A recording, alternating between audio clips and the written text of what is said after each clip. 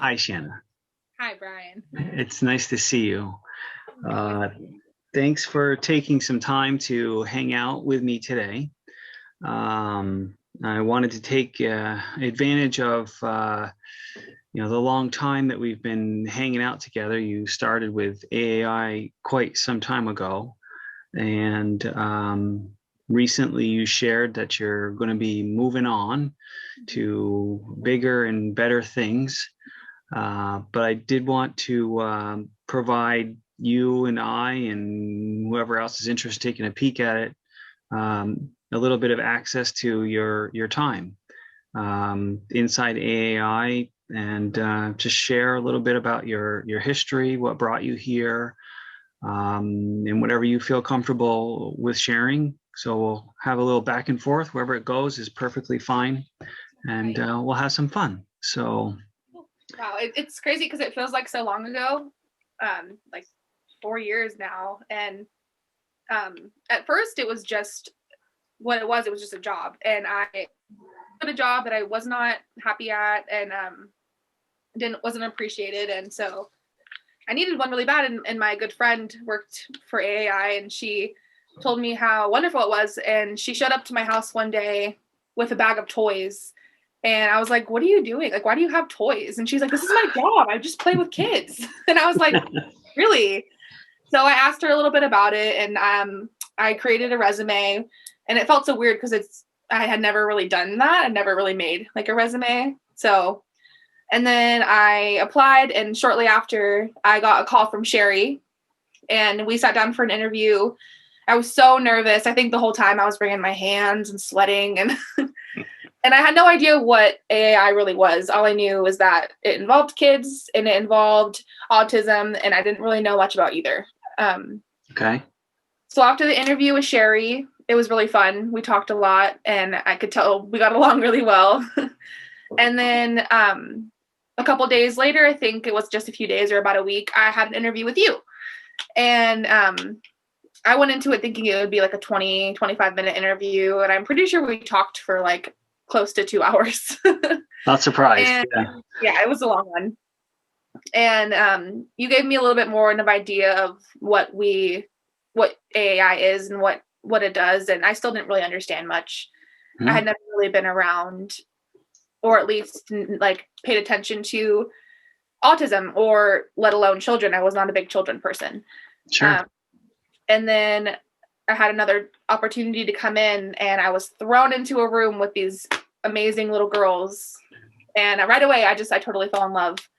It was really cool. And I knew that I was in a good spot. What were you doing before you applied to AAI, if you don't mind me asking? Oh, no, not at all. I was a manager at a retail store, grocery outlets. Yep. And I was there for 5, almost 6 years, for quite a long time. Yeah. And then I just realized that my heart wasn't in it. It was just a paycheck, and I wanted more.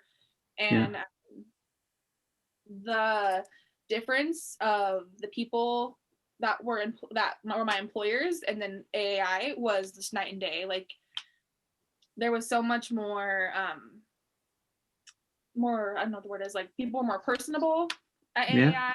And I could tell right off the bat that it wasn't just like, okay, you're hired.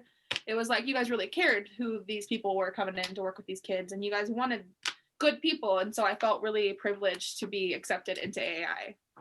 You brought up Sherry for a moment, and she knows that we're kind of hanging out today, and she's got awfully, fond memories of that first sit down. Yeah. And, you and I and a small number of others do have a little access to, the past. You've been here since pretty close to day one, and have been really, involved in the transitions and growth and what it means inside of an organization to do that while trying to sustain certain, obviously our clinical quality, but our belief systems and things like that. But before we get into that, you came into AAI, you got exposed to working with kids with autism and applied behavior analysis.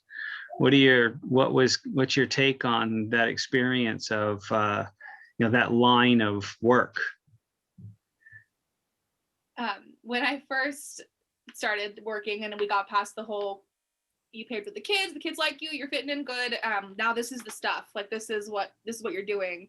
I was like, whoa, this is a lot. And I've never heard of any of it before. Yeah. And it was really interesting because I felt like at even just 21, like I feel like I should have heard about this before. I can't believe I've never heard of applied behavior analysis. And then I just dove into studying and trainings and all these things. And then I went and took my test. And I just felt like there was so much to learn even after taking and passing the exam, that you never stop learning about ABA. And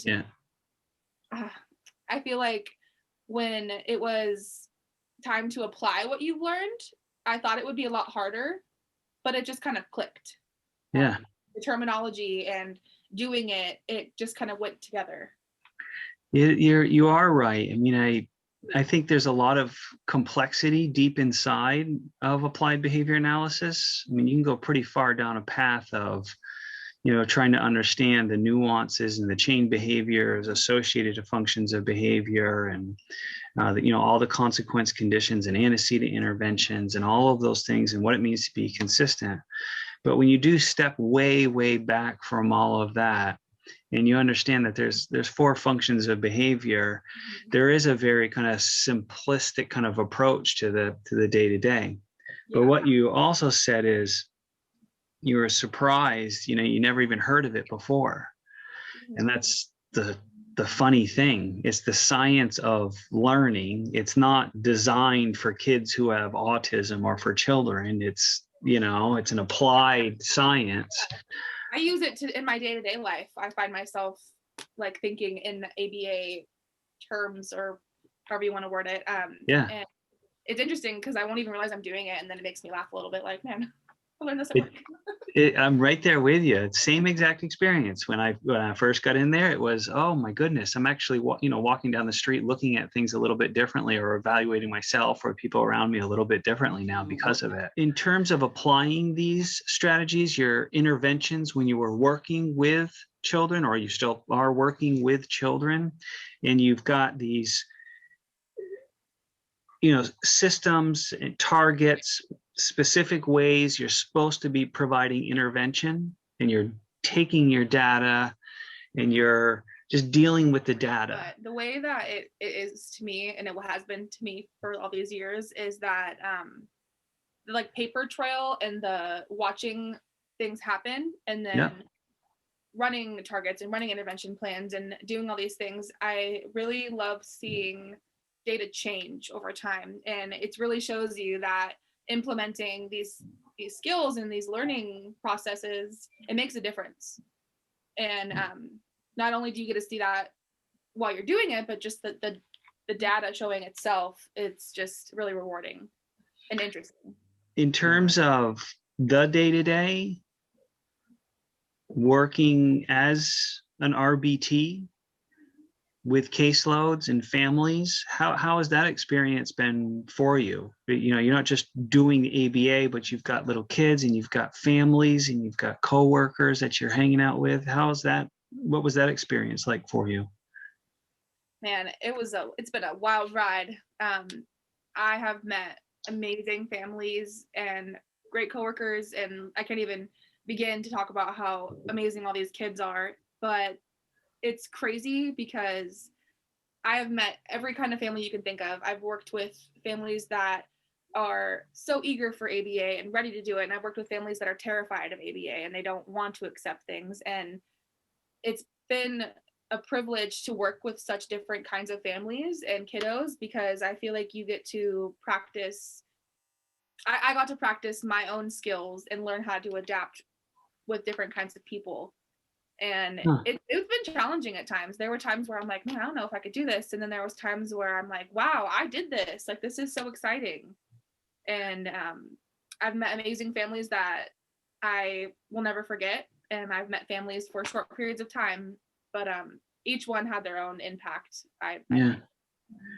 You said something there, Shannon, and later on I'll ask you a bit of a question about the individuals that seem to excel at being an RBT, because you've had so much experience working with others. But you said something there about, I don't remember the exact word, but more or less kind of adapting to families. You've worked with a variety of families. Can you talk a little bit more about what you mean by that? Yes.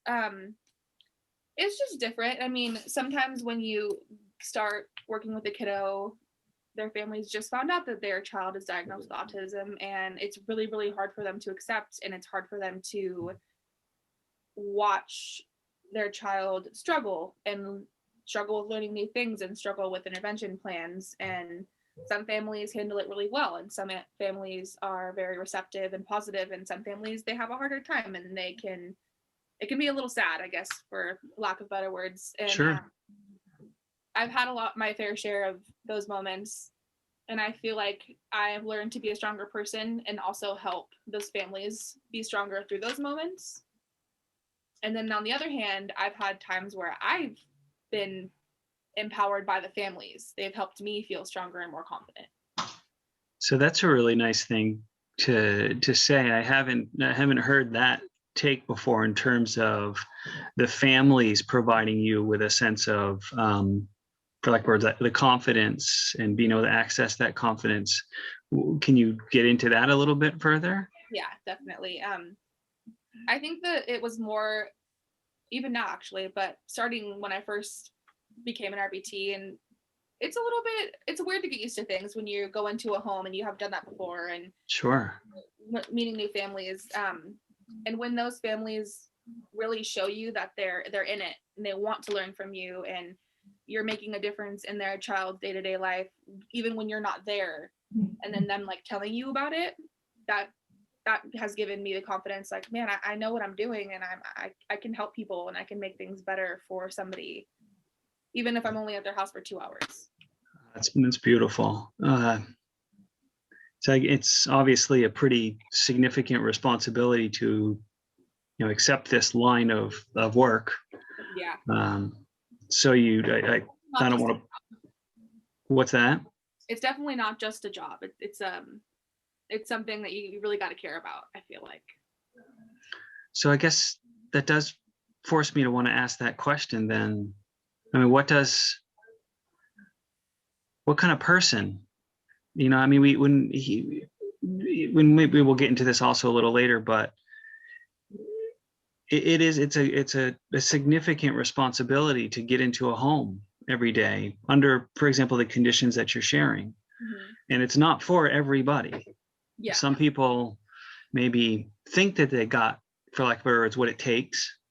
Mm-hmm. But what do you think it is that someone needs to be able to bring to the table to actually be able to do this kind of work? I think that you have to be ready to adapt to the surroundings that you're in. And it can be really hard, I think, at first when you've never done that before. But maybe you're the kind of person with a really strong personality, and you're going into a home where their personalities aren't so strong, and they're a little more soft-spoken, or they take things in a different way. And I think that it's important that you have the ability to learn how to help people at their own pace. And be very mindful of the way that they do things when you're not there, and try not to come in there with all these things that you're going to change, all these things that you're going to do. You have to remember that this is their life, and I'm trying to make it better, but I need to do it in a way that they're going to be successful. So I guess it's also about a lot of,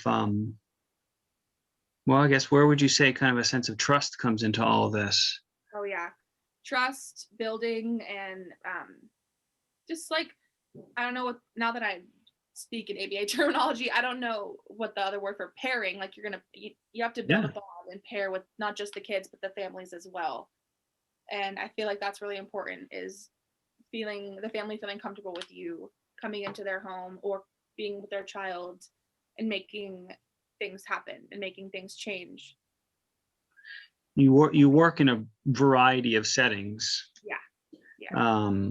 In regards to the times where you'd be working in the family's homes, what is it like working with family members? It's a little bit of everything. I've had great experiences. I've had uncomfortable experiences. I've had challenging experiences and very emotional experiences. But I've never had an experience to where I'm like, oh, I can't do this, I Hmm. can't. And it's interesting because you can work in 5 homes and you're going to have 5 totally different kinds of feelings and totally different kinds of people and the way that their lifestyles are done. And I feel like you have to be able to adapt yourself to not only fit into their life, but to have them trust you to help them make changes in their kiddo's life. Mm. That makes sense. It really does, Shanna. And I just to support what you're saying, I believe that out of all sincerity is actually a core skill set that either someone brings to the table or has the ability to develop. That idea of adapting to environments is a sign of respect and appreciation and camaraderie and that professional intimacy that I think is so important.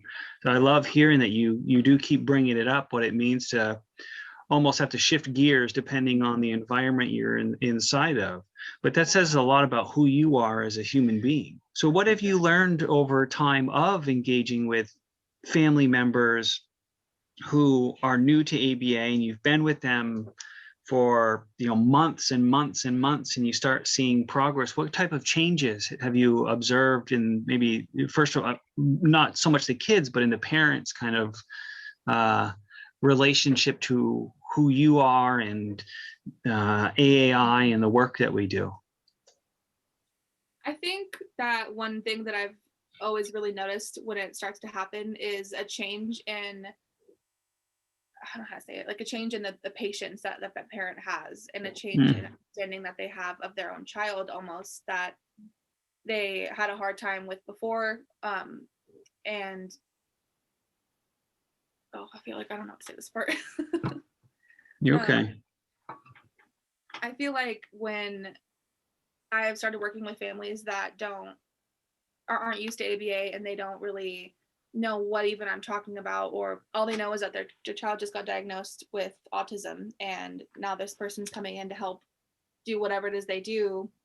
And I've been in situations where they're almost aversive to it. They're like, oh, okay, well, we can try Sure. that, but I don't think that that's going to work. And I think one of the biggest changes that I've seen is the willingness to try and the willingness to give people and ideas and give their child a chance to do things and make things work. And maybe things aren't going to work the way that they want them to, but if you take a little bit of a different route and you help them, then you're going to get the outcome that you want, if that makes sense. It's really cool to see. I think that's one of my favorite parts of being RBT, is watching parents grow and change and feel more confident in being a parent. That's awesome. I love it.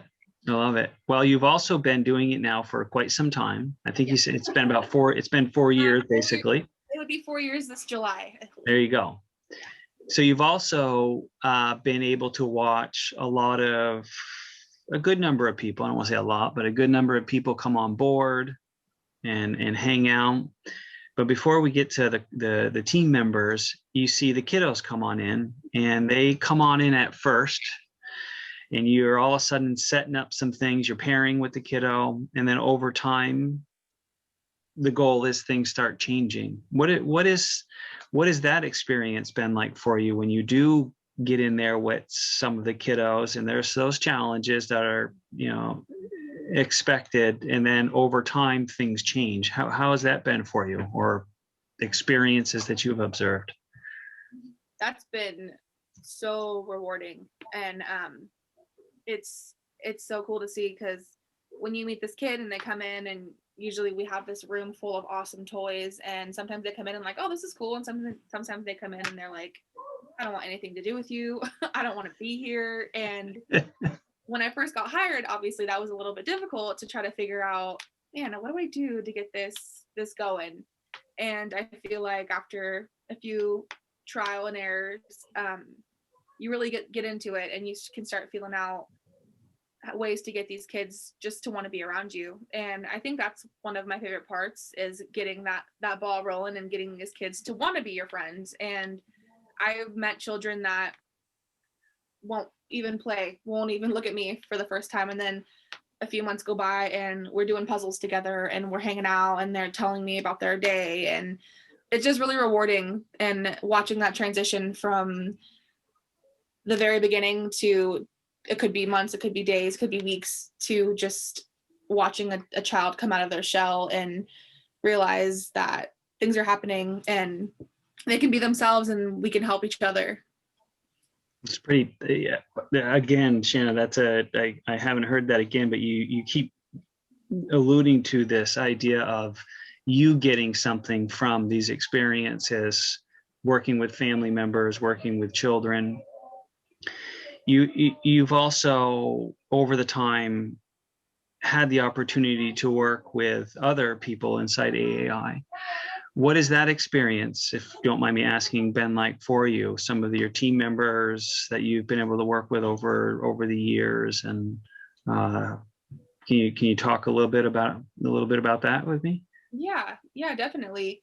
AAI has had lots. I mean, I know we said earlier we weren't going to say lots, but we've had a lot of people come in, and sometimes they stick around, and sometimes they realize that it's not for everyone. It's not. Yeah. And I've been lucky enough to have an amazing team. My coworkers are awesome. I have awesome supervisors and leads, and I feel like each person, I go through my days and I pick something out of my brain that I learned from this RBT, and then I find something that I learned from this supervisor, and I use those things to my advantage. And I hope, and I think you can confidently say that we do that for each other, and we've all learned things from each other. And then pre-COVID, when we could get together, it was just like magic happening. Like everybody worked so well together and bouncing ideas around a room. It was just really rewarding to see and to be a part of this big thing. What do you mean? I know it can come across loaded, and I apologize. What do you mean by this big thing? Just about AI and about changing lives of families and children, and not even that, going into schools and opening up staff and teachers to what we're doing and helping teachers learn how to help certain kids a little bit more, and almost being an example of how to be a little bit more understanding and how to be more comfortable in helping. I don't know how to word it. How to make things You're doing happen. a good job. Oh, my cheeks are red again. You're doing a good job, Shanna. You really are. It's just going with having all these coworkers that you have and working together for this company. People's lives are changing, and I've seen it over these years, and it's so beautiful to see, because some people, like I came from a grocery store, somebody came from being a gas station attendant, and like Yeah, came these people that want to make children's and families' lives better, and we help each other do it, and I think that's really cool. it does. It is really awesome. I can't, like you said, it's not for everybody, and so be it, and that's fine. But if it is for you, and you are a person that can do this kind of work and want to have that tangible access to that relationship to your community, it's very real. There is no doubt. You said something also about inside schools. So you've worked in homes, inside the clinic, inside schools, and utilized our telehealth platform that we were pretty well versed on before COVID hit as an agency.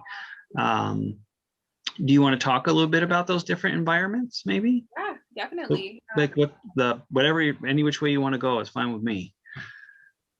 Pre-COVID, like right before COVID hit, I was working inside of a school space.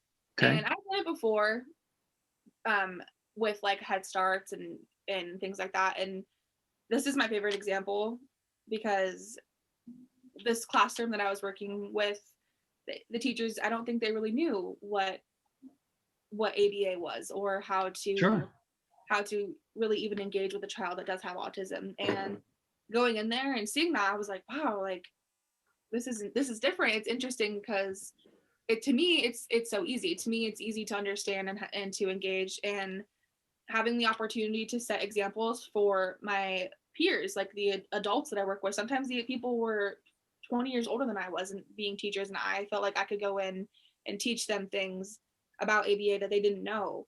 And then in that, they're being more successful as teachers and their students are being more successful. Questions. If someone came up to you on the street and was like, so Shana, I hear you work at AAI. What would you kind of describe to them what it is to work at AAI? I think that this is this company has the best values. They really care about their employees and they really, really want to see people succeed. I don't know if this is going on with your question, but it is, and I'm sorry. Yeah, no. it is. A perfect example would be for me, for school. I had a really hard time deciding if I wanted to take the jump and go to college, and that was really hard for me. And I remember I met with you and I met with a couple people, and you're like, just do it. You can do it. Like, you can do it. And that was a few years ago, and now I can say that I'm on my path to get my associates here in a couple semesters. Yeah. Yeah, and so I wouldn't have had that confidence without my employers and my coworkers just really like showing like that they care about me and they care about my future, and they just want the best for everyone, and they want everyone to be successful, whether it's being successful and becoming a BCBA or becoming long-term staying with AAI, or if they just want you to be successful in your life. And I really have appreciated that about AAI and you guys a lot. That's awesome. That's awesome. So here we are, Shana, and obviously you're, a well-respected and beloved team member, and it's sad to know that you're going to be moving forward and doing other things. I've gained so much confidence as a professional person. I feel like I have had so many opportunities to be taught how to present myself in a professional way, and that's not even a part of the whole ABA thing. This is just something that I got from the job, is that I value myself more as a person. I am more confident that I have skills, and if I don't have the skills, I can learn them. And that definitely came from AAI, and it came from constantly being pushed to be better, which is awesome. And I feel like the knowledge and the understanding that comes with being an RBT has helped me in my life, work, family, everything, because you really learn how to take things and how to take people and how to just make it work and to be fluid and to just fit into something and make things happen. I don't really know how to word it better than that. But no, you're good. I got you.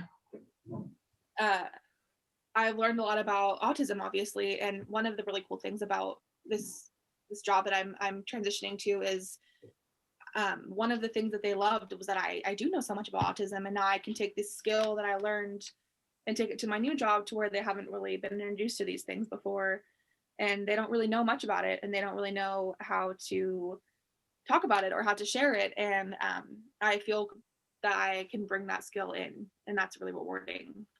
You're darn right. You can do that. Yeah. There's no doubt. That's really fantastic. Yeah, it's a pretty. I'm super happy for you, Shana. I can't. I don't know. You're and not to use you as like a model of it, but you're a perfect example of it's objectively time to explore other great things, and you are going to be providing a whole nother part of the community you live in, a whole nother level of skills. You're just going to perpetuate more positive impact in the community into environments that you really wouldn't be able to at your day-to-day right now, and I really respect you quite a bit for. I've been very privileged to work next to you for all the years, and you've been very transparent and very open and a great communicator, and you've allowed others to kind of get into that kind of a little bit more of the personal space on your progress through things. And I think we're all the people who've been fortunate to be around you are better people because of it too. I mean, I really do. I mean that sincerely. Yeah, hard loss, but super, super happy for you. What would you say to an individual out there in the world that was considering coming on into AAI? What would you tell them to be thinking about, and I don't know, even caution them about, or whatnot? I would say that if you're not already a personable person that's open for change and being with all kinds of different people and environments, then you better get ready, because you're gonna learn a lot of things from a lot of different people. Yeah. And you just have to be open, really, and you have to be respectful, obviously, and you have to care. And I feel like that's one thing that really makes a difference, is you can tell when somebody is their heart's not in a job. And with this line of work, you got to be in it, and you have to be ready to have great days and hard days and sad days and happy days. Have you had a hard time getting up in the morning and coming to work ever? Nope, I don't, honestly. Yeah, I think that's a that right there says a lot. I mean, to be able to get up, get the day started, and go in and be motivated to get the work done is really something. Like you said, it's not for everyone, but yeah, I sure hope that, you know, our environment supports that motivation to do that as a safe place and motivating place to work. But that it's on the individual, you know, having that commitment to oneself and to the job. I think it's also just constantly rewarding. Like, there's always something that, even if it's something small, like hearing a child say mom for the first time. Or one really good example is when I first got hired, the example I used of sitting down and this adorable little girl just came and sits on my lap, and I'm like, whoa. Well, now I see her in school talking to her teacher and being a part of her class, and it's crazy that 4 years ago we both had just started, and then look at us now, and it's really rewarding. It's awesome, Shana.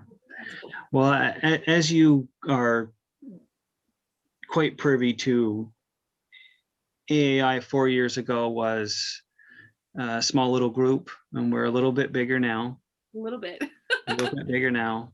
And that really is an important subject for me that I watch very carefully. The most common statement out there from people who work with other organizations that grow is a lot has been lost and things fall apart. And that's not something to be taken lightly at all about. We are a very intimate group of people professionally. How has that kind of growth been for you, if you don't mind me asking, you know, over the past couple of years? When AAI started, you and Sherry moved here to this tiny little Lake County, and yeah, it was really cool to be a part of such a tight-knit team. And then a couple years went by, and then you guys had decided that we're really going to expand, and you guys expanded. I mean, you went to Vermont, and yeah. I think at first, I think that everyone, or at least in my opinion, it was a little scary to know, Sure. like, what happened? Like, are we still going to be a part of the same team? And especially before COVID, never once did I feel, because AI and you and the supervisors and things like that did expand, I never felt like AAI California, Lake County was left behind or was losing anything. If anything, we gained so many different experiences through meeting people from telehealth. And I have coworkers that live on the East Coast that I have never seen in person, but I feel like I know them because I get to talk to them and learn from them. And I think that expanding was the best thing that could have happened to AAI. So many different kinds of people and children that are now getting the privilege to be serviced by all these people that are all have the same goal, you know. Shana, this has been a really nice opportunity, and it's hard for me to find the words that really can exude my appreciation for you and my excitement about, you know, what tomorrow is going to have for you. I appreciate you taking the time, hanging out with me, sharing some stuff back and forth. I think your experience is extremely valuable for others. Is there anything, just for the sake of it, that you want to add or ask or anything, just to give you the opportunity, not to put you on the spot? I just really want to say thank you for this opportunity. AI has definitely been one of the best things that's ever happened to me. And I grew as an employee, and I think I grew as a person. And I feel like I learned how to really value myself and other people a lot. And definitely, I don't think I'd be who I am today if I didn't come to AAI. Wow, that's It's quite. happy, so I made my eyes water. Well, mine are watering up too there, so I'm right there with you. I appreciate it, and yeah, I wish you all the very best. Um, we'll obviously chit chat some more. This isn't the end for you and I, so thank you, Shana, dearly. And I know there's a lot of families and team members that are quite thankful for what you've given them, and help them to reach their goals. And it should be. I hope you take those moments and stop, look in the mirror, and pat yourself on the back for the good work that you've done. Thanks, Brian. I appreciate it a lot. I appreciate you. You take care of yourself, and we'll talk soon. Okay. All right, you got it. Take care. Thank you. Bye bye.